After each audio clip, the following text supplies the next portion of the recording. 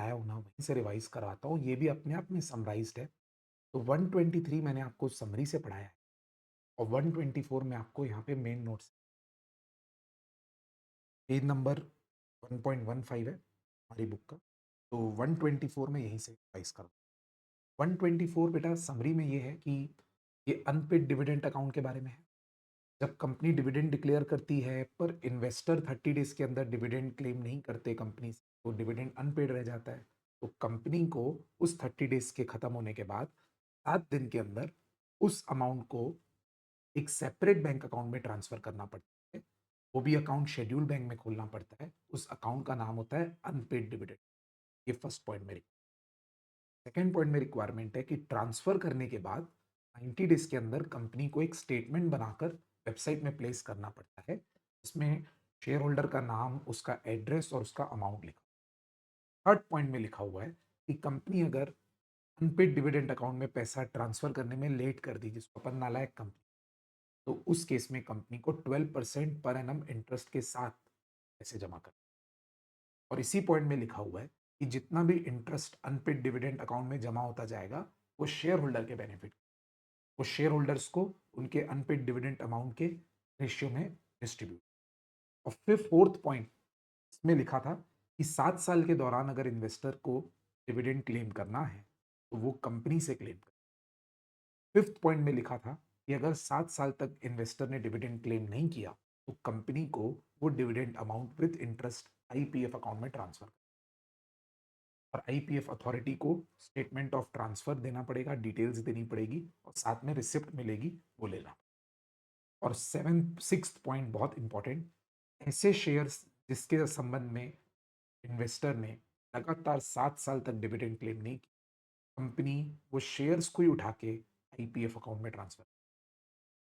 Seventh point में लिखा था कि जो भी व्यक्ति उन शेयर्स के लिए एंटाइटल्ड है वो व्यक्ति आईपीएफ अथॉरिटी से वो शेयर्स को क्लेम कर सकता है। उसके लिए उसको प्रिस्क्राइब प्रोसीजर फॉलो करना पड़ेगा और डॉक्यूमेंट्स देने। तो ये एक हिंदी में 1 मिनट में बताया बेटा मैंने आपको, नोट्स में से करते। फर्स्ट पॉइंट किस बारे में था कि डिविडेंड 30 डेज में अगर क्लेम नहीं हुआ। आइए पढ़ते हैं। Where a dividend has been declared by the company but has not been paid और claim within 30 days from the date of declare, then the company shall within 7 days from the expiry of that 30 days transfer the total amount of unpaid or unclaimed dividend to the special account called UDA account, and this UDA account will be opened in a schedule।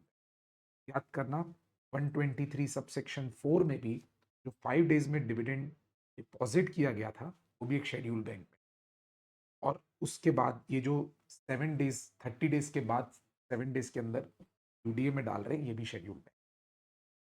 ये तो होगी अच्छी company transfer कर दी। अब जो अच्छी company transfer करेगी उसको 90 दिन के अंदर एक स्टेटमेंट भी बनाना है।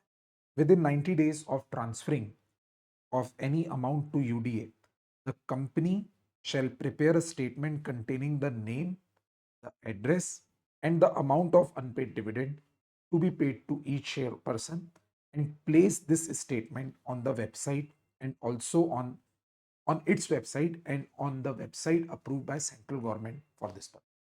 तो बनाना है स्टेटमेंट। स्टेटमेंट में लिखना क्या है, इन्वेस्टर का नाम, एड्रेस और उसके अमाउंट ऑफ अनपेड डिविडेंड। उस स्टेटमेंट को बनाना कब तक है, 90 डेज के अंदर। कब से 90 डेज, जब से ट्रांसफर किया तब से। और उस स्टेटमेंट को प्लेस कहाँ करना है, 2 जगह, कंपनी की वेबसाइट पे और एक सेंट्रल गवर्नमेंट द्वारा अप्रूव वेबसाइट। ये तो हो गई गुड कंपनी, जो अच्छी कंपनी है उसके लिए।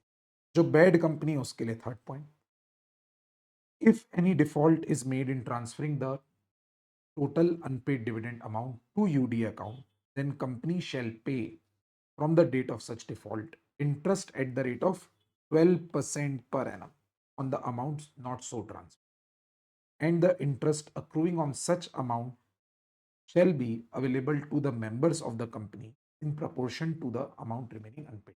मैंने आपको ओरल में समझा। फोर्थ पॉइंट, जो इन्वेस्टर 7 साल के अंदर जाग जाएगा उसके लिए, any person claiming to be entitled to money transfer to UDA may apply to the company for payment of money not so, for the money so claimed।